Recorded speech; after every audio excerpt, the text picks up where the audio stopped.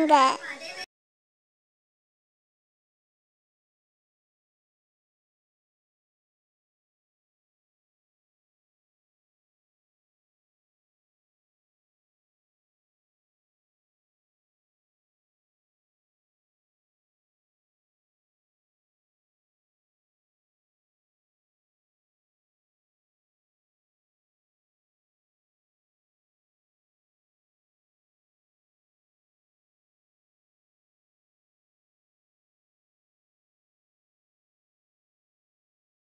Wow, it's beautiful now.